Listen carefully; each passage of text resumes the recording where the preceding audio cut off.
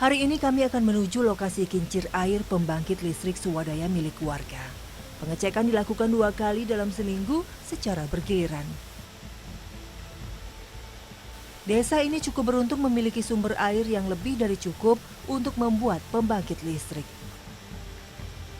Namun lagi-lagi, lokasi kincir air cukup jauh dari pemukiman warga dan harus melewati jalan perbukitan.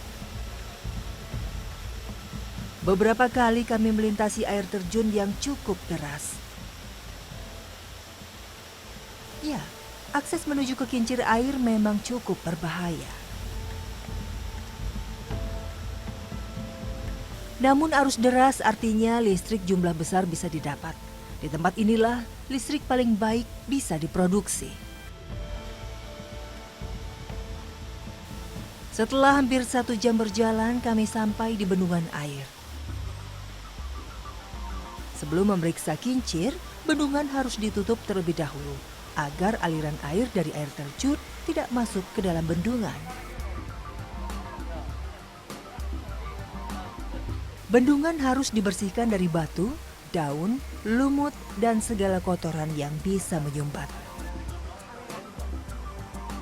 Menggunakan pembangkit mikrohidro seperti ini harus sangat telaten, menjaga, dan merawatnya.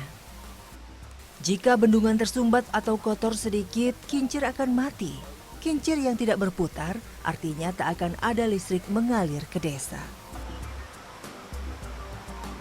Setelah melakukan pembersihan bendungan, kami berjalan ke arah kincir.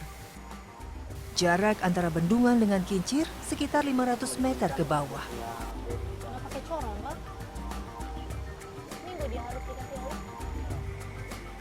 Dan inilah kincir air hasil swadaya masyarakat.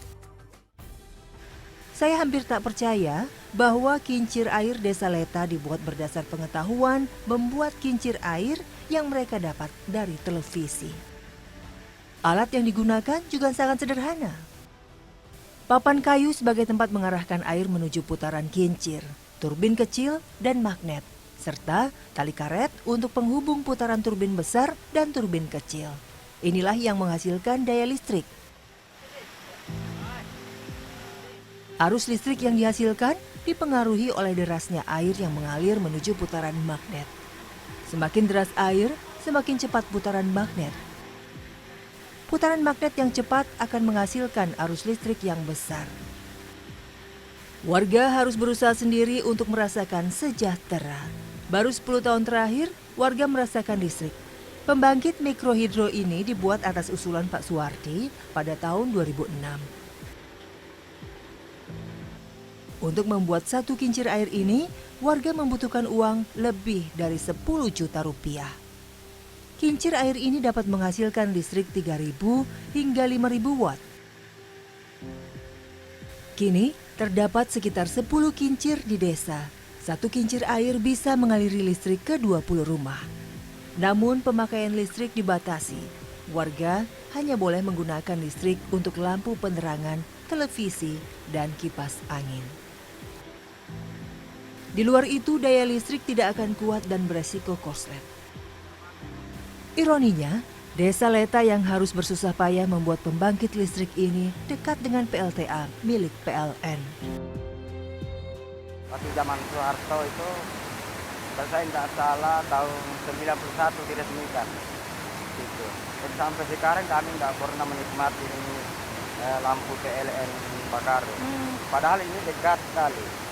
Dibandingkan dengan di kota-kota yang lain jauh, kenapa dia bisa dapat mendapatkan semua masyarakatnya?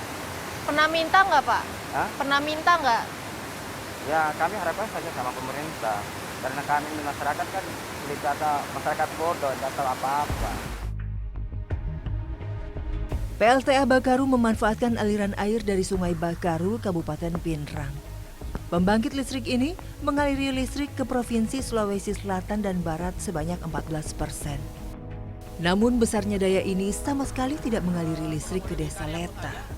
Padahal jarak dari Desa Leta ke PLTA hanya sekitar 5 km. Kami mencoba menyampaikan ke teman-teman distribusi bahwa di daerah situ memang belum teraliri dan itu pun kadang disampaikan ke kita. Tapi kami pasti dari PLN berusaha maksimal mungkin lah, karena memang kondisi geologisnya itu kondisi geografis di sekitar daerah tersebut agak sulit ya aksesnya. Sementara kalau kami mau membangun jaringan itu memang harus butuh usaha yang keras.